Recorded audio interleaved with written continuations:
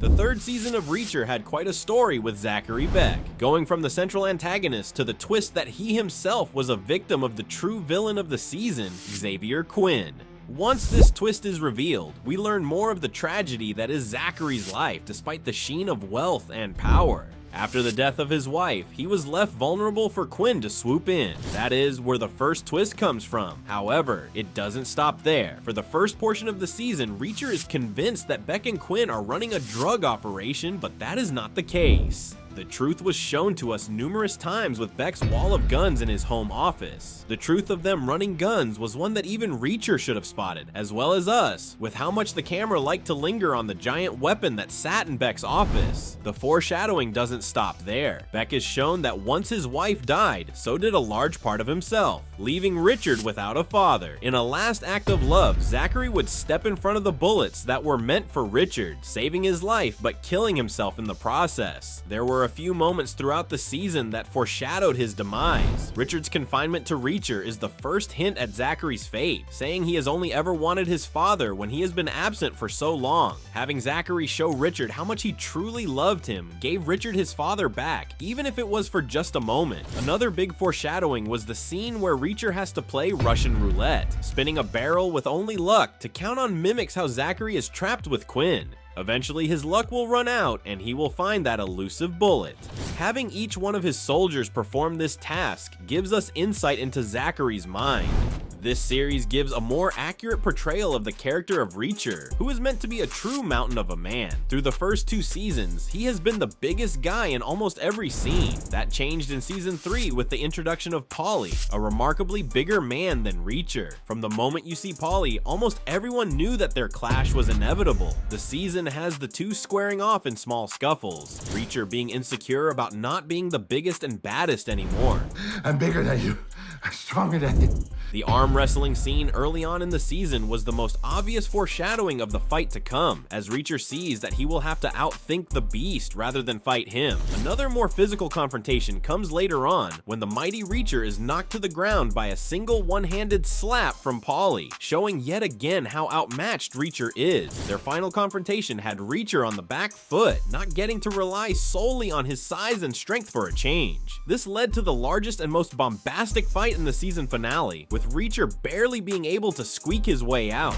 The character of Dominique is foreshadowed throughout the first 2 seasons, as well as the first 3 episodes of season 3. We don't get an exact reasoning as to why she is so important, but through the way Reach reacts when he hears her name tells us a lot. We do inevitably learn who she is in the 4th episode of season 3. This entire episode is a flashback to before Reacher was the leader of the 110th. We know that this can't end well for Dominique, but the way that she goes out is the true mystery of this episode. More than that, we get a look at a much different Reacher. We don't see the shut-off man of the present. We see someone more hopeful, trusting, and as it turns out, foolish. The one time he puts his guard down, it ends with his star pupil being brutally killed. She would be tortured and killed at the hands of Quinn, which gave the reason why Reacher knew him earlier, as well as his pure hatred towards him. This adds to the tension and eventual payoff of their reunion, as Reacher was the one who left Quinn inches from death's grasp. This moment is crucial in the development of Reacher's character. There is a switch that goes off in him following this event that informs his character from the very beginning of this series. Speaking of Reacher killing Quinn, another moment in this season foreshadowed Reacher and his arc. In the 5th episode, Reacher is shown where Beck's men dispose of their bodies. This moment foreshadows Reacher's desire to kill Quinn rather than taking him to justice for his crimes. This moment is meant to question Reacher's actions. Is his constant need for vengeance truly the right path? Or could this be leading him down a road that makes him just as evil as Beck, or even Quinn? The morality of Reacher has always been a question for him and his team. He gets results, but at what cost? While Langston was tearing his way through the 110th, Reacher's old team knew that he would avenge them. As Franz was being killed in the 3rd episode, he had left Langston with a message that the big man is coming. What the big guy's gonna do to you?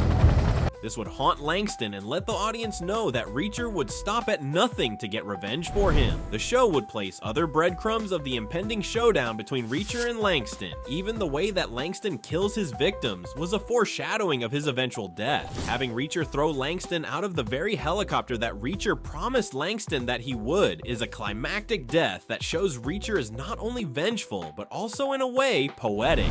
The show's first season starts off with quite a bang, having Reacher be arrested as soon as he gets to the town of Margrave. This was the biggest hint of just how corrupt this town was. The suspiciousness of how quickly he was arrested could only be done if the people at the top, meaning Mayor Teal, had known that he was coming, and they would need to get rid of him. Mayor Teal is also extremely hands-on with this case, further hinting at his direct involvement. This becomes a center point of the season and was a great way to launch us into a situation where it is Jack versus the world.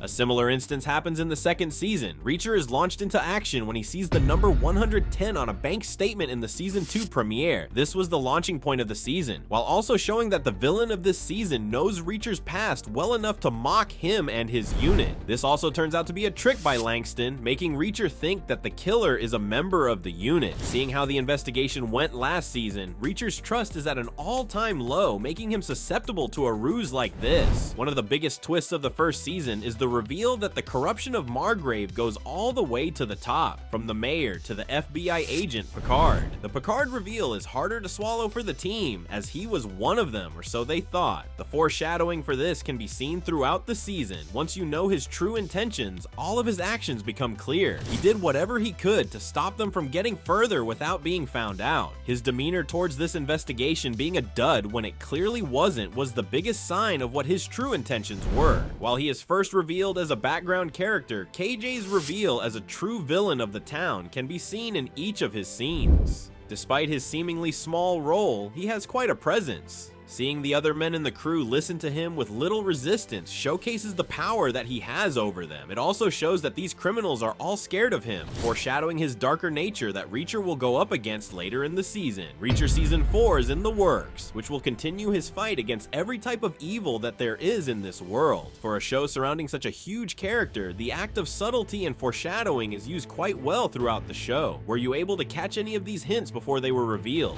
What do you expect for the next season? Let us know all of your thoughts down below in the comments. Thank you for watching ScreenRant, and be sure to stop by for more videos on Reacher and all of your other favorite movies and TV shows.